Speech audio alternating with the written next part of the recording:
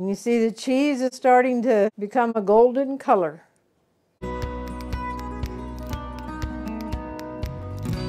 Good morning, folks. I'm Martha, and I welcome you to Hirschberger's Miracle Homestead. I guess you could say this morning's activity is leading up to kitchen action from our outside pantry. We have just a few things that we're going to harvest, and I thought I'd bring you along. It's been a while since I had you out here. Sweet potatoes, and now look at them. They're bushing up, and they're starting to climb up the trellis netting. They're looking very, very well. I am fighting the Japanese beetle, though. I have something now I want to put on it, but if any of y'all found a solution what to do, why, I would love to know. So, okay, the first thing we're going to get is cucumbers. I have a bucket here, so if I need to trim away any dead leaves or anything like that. But anyway, it does go in here so I can throw them out in the field then. It's not going to be a huge harvest.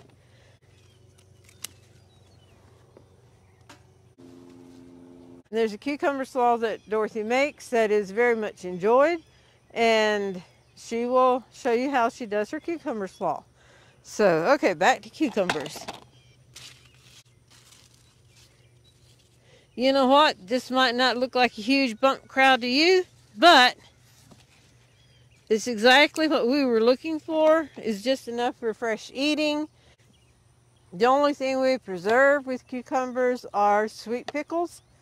And we still have enough sweet pickles on our pantry shelf, so we don't need to can any sweet pickles. All right, we're going to come around the other side there. There we go. That was what I was hunting. Saw it from the other side. Okay, that's cucumbers that were back there, and I'm reaching through sunflowers here. Oh my goodness, they're starting to open up. Can you see the sunflowers? They're starting to open up. Yay, yay, yay. I have our cucumber harvest now. I'm going to set these over here in the shade. All right, we have a couple bad leaves here on our squash plant, and we're going to check underneath for any squash bug eggs.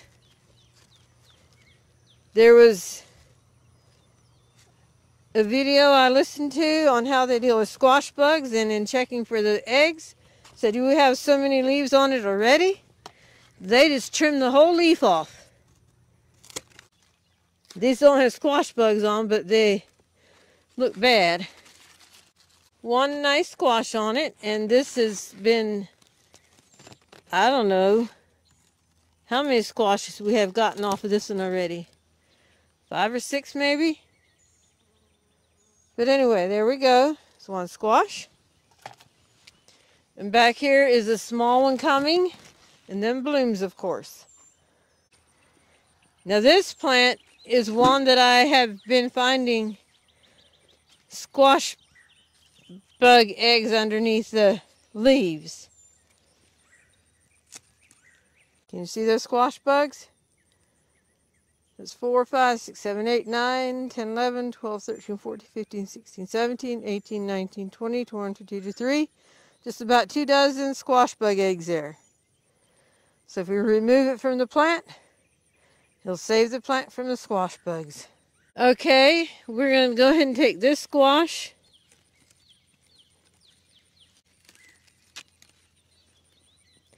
This is the perfect size for squash rounds. I think that's the only squash that is ready to harvest. So now we may as well go to the kitchen and show you how we make our roasted squash rounds. Our kitchen action today is a direct result from our little garden patch that's providing us fresh eating. And what is that? These squash, zucchini squash. In Dorothy's search of different ways of using the squash, she combined a few things herself, and her very favorite way to use squash is to make roasted squash rounds. So that is what we're going to do. She showed me what to do, so that's what we're going to do. So we will come in and go across the ingredients. So the ingredients we'll need are squash, of course, and here is sharp cheddar cheese for Dorothy's, mild cheddar cheese for Buddy and I. Here we have sea salt, onion powder, and garlic powder. The garlic powder is for Dorothy's and not Buddy and mine. So we will go ahead and get this together. Okay, to keep the cheeses separate, I will put the sharp over here, mild there. Garlic powder with the sharp, and this goes to either one, so I'll put it there.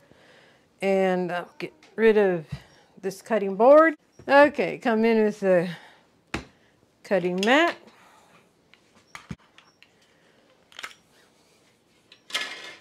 And Dorothy showed me about the size of a round that she likes. So we'll finish cutting this one. This was actually in the fridge, left from the other day.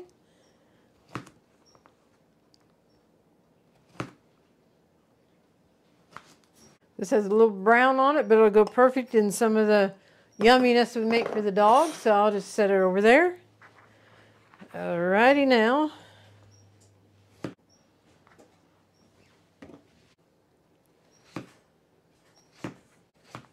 Now these ends, I'm setting over here for Buddy because the ends aren't full of seeds like the center of the squash is, and we have to be very careful with the amount of seeds that he has. We shy away from them.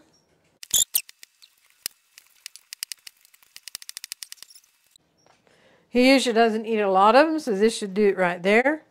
Okay, let me set this to the side like this.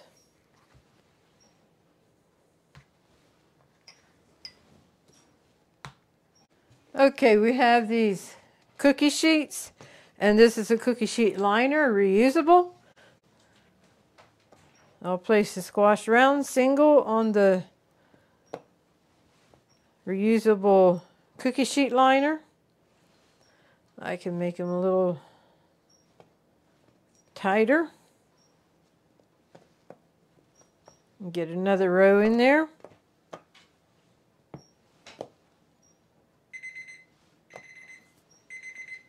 And that timer is for the Sketti chicken we have in the oven. And this is a small dish of Sketti chicken. We made a big batch the other week and then put this in the freezer, and I pulled it out now to stir it. I'll put tin foil back on and put it in the oven. All right, this is the salt. Onion powder.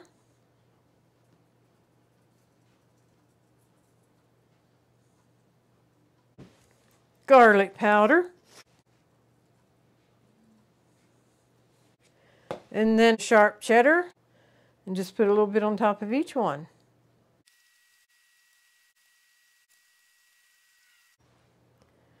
Alrighty. And come in with the next pan that has the reusable cookie sheet liner. Okay, we're going to put Buddy's down here.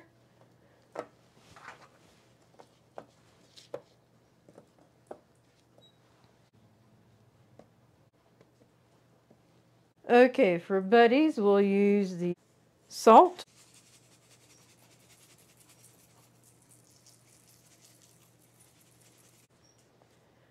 A little bit of onion powder.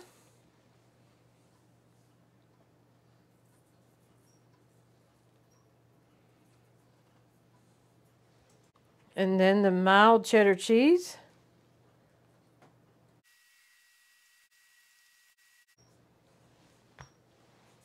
Okie dokie, these go in a preheated oven to 400 for 20 to 25 minutes. So we will see you back when they're out of the oven. Roasted squash rounds.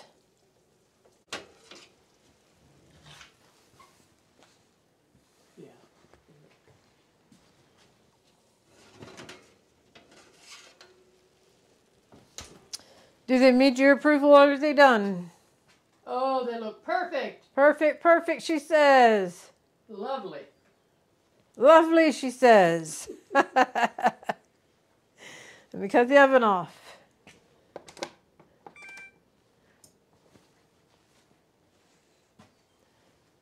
Here we go. It was in for right at 25 minutes. And you see the cheese is starting to become a golden color. Set this back here. And by the way, did I tell you we do have a video making the Sketti chicken? And we'll leave a link for it.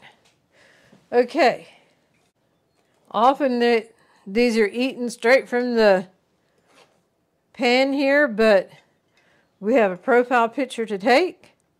So I'm going to fill our serving platter here with the roasted squash rounds.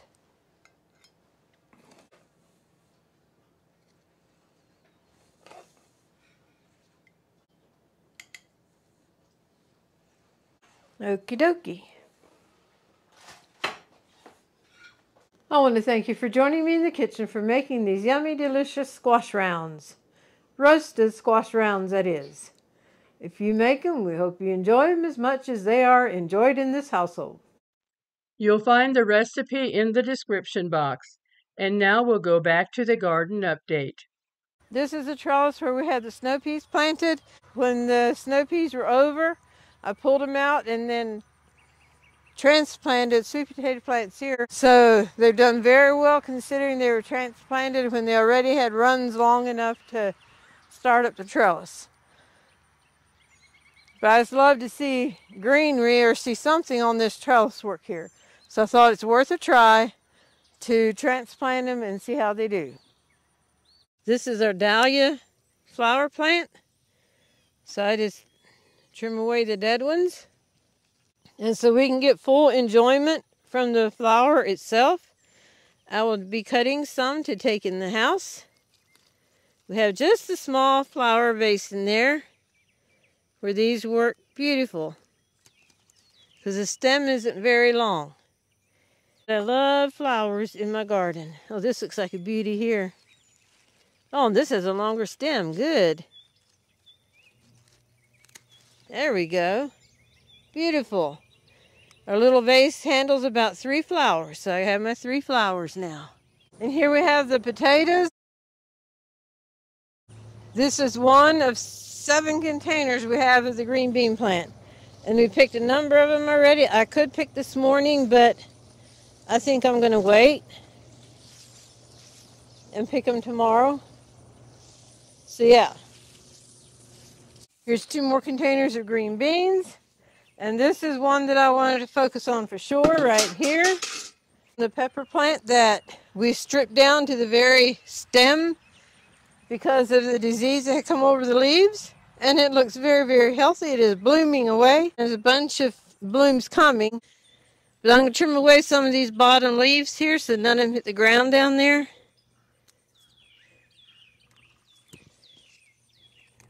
There we go. It is looking healthy and it worked. And this is what we have. It's our miracle pepper plant. And here by the side of the ramp we have some more sunflowers. The package said 3 feet tall, and I think it has gone that and beyond. But those are just about to open up. This here is the Big Bertha pepper plant. And it has a pepper back here that's just about ready to harvest.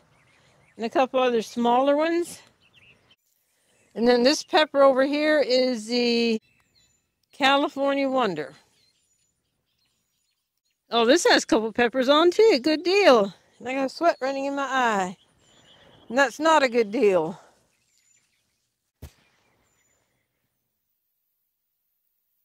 Right here's the corner I am very, very tickled with. This is a hibiscus bush, and if you remember how sick it looked at one time, this was yesterday's bloom. The blooms last one day, and then they usually fall away. I'm just helping it out here. Look how healthy our hibiscus bush looks compared to what it was a couple weeks ago. And then we have the geranium plant. There's a couple here. It can be trimmed away. Once they get a certain point, I like to just go and snip them off, and then the energy can go into the new buds that are coming.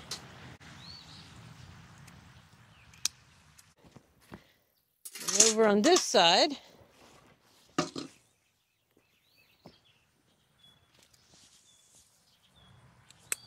okay, I think I'll let the rest of it. Here we have containers of green beans. Here's a bunch of little ones coming on.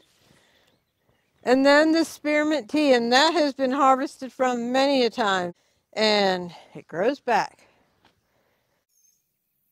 I have got my scissors and the bucket for the scraps. And as much as I hate to do it, we need our food. So, where do we start? We will just Reach in here, grab one, and go in and snip.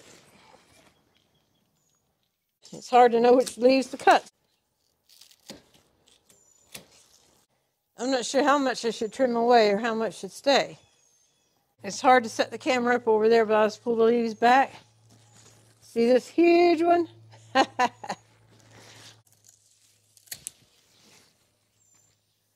It's a beautiful squash. Here you see more buds coming. And over there's just a itty bitty squash.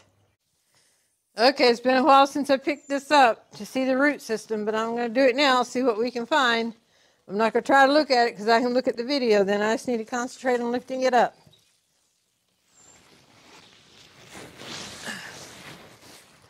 There we go.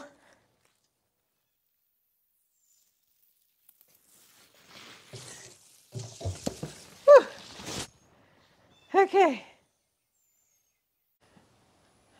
Whoa, some trimming away of these huge, beautiful leaves. And the stalk is very hardy. But hopefully with the trimming away of that, the energy can go into the squash. Plus it opens up for sunshine to get to it better. And hopefully we can enjoy more squash from here. Plus lots of blooms.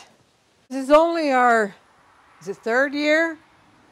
No more than 3. That we've had anything hydroponic. And this is our first year with squash. And we thought, well, we're just going to try it, see what happens. And now we have moved on to the pepper plant. And there again, I'm going to trim away, get rid of some of the leaves that are hanging down here particularly. Or if they have holes in. Now this is a double plant here. It came, when we bought the plant, it was a 2-in-1. So we went and planted both of them. And this is the one that was planted at the same time as the one that was diseased. That was also a double plant. And it got diseased and we stripped it down. So this one and the one out there I showed you was planted at the same time. Then we put this one in here to replace the one that we didn't know would make it or not. So this one here, part of the plant is going up on the inside of the wire and the other's on the outside, so that should be all right. There's a pepper over here. All right, I'm going to hop back in the garage to pick the lid up. Okie dokie, here we go.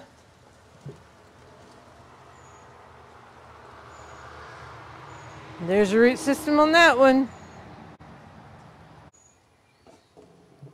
All right, the tomato plant had gone way up, and then right here is the level of the last bar going up. And so the weight of the plant, it will fall over, which it has done. Okay, I will come up with the lid so we can check out the root system. Okay. Here we go.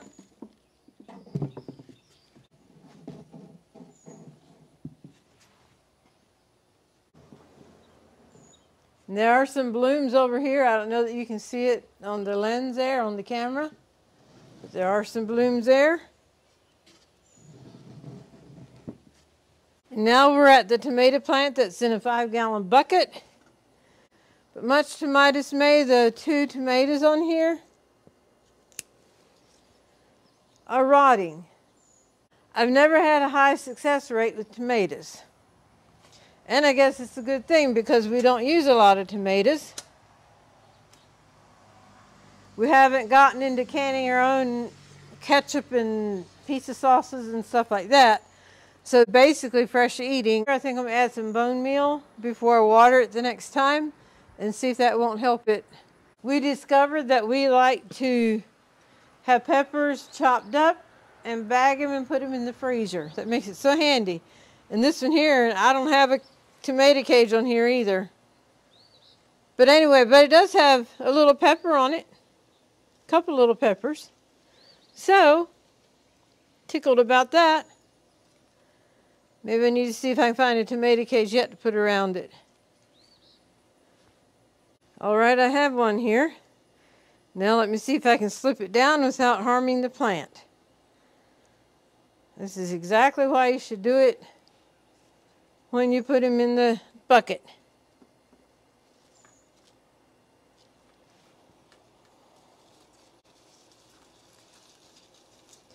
But if I can manage to do this, it will give it support.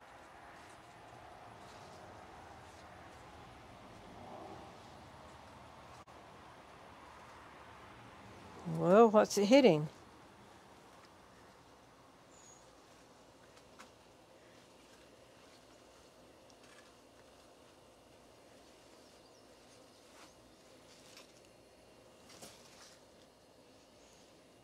All right, that's as far down as I can go. I remembered then that I had put some block on the bottom to help fill in so it doesn't take as much dirt. So hopefully that will work. Okie dokie. And then we have a container of the yellow petunias. And here we have this beautiful container with a purple petunia. It's called the wave petunia. That's what all our petunias are. Calendula plant. The calendula is more of a cool weather plant. And so it's looking like the warmth is getting to it. And no, we're not eating the flowers as fast as it's putting them out. So we'll just cut off the ones that are done for. And then our carrot row. Very, very disappointing that these two containers here are the main ones with carrots. The others are just stragglers here and there. I did just throw some carrot seed in to see if any would come up yet, but doesn't look like much is happening, so I don't know what's going on. But at least we have these 2 pots of carrots. Okay, I came up here on the porch with our lettuce, and as you can see, it bolted. Since it bolted, then the leaf itself is bitter. Once it got real warm, it just went crazy and bolted, but can you see this long thing? This one here actually curls back here. And then here. But many, many a salad was enjoyed from this container here. The root system is from the green leaf lettuce. The red leaf lettuce didn't do as well, and their root system had already basically died out. Yeah. And then, of course, our beautiful petunias here. So this wraps it up for the garden tour, and now I invite you to stay tuned for the golden thought.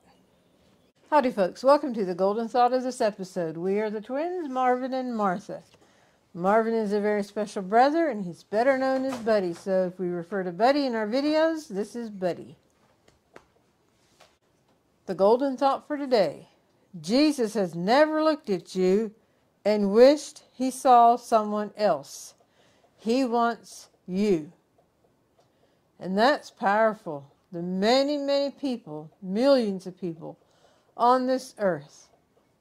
And Jesus wants each one of us individually. We are all created in his image. And it's up to us to reach our hand out and accept his love and forgiveness and have him Lord and Master of our life. So remember, Jesus has never looked at you and wished that you were somebody else.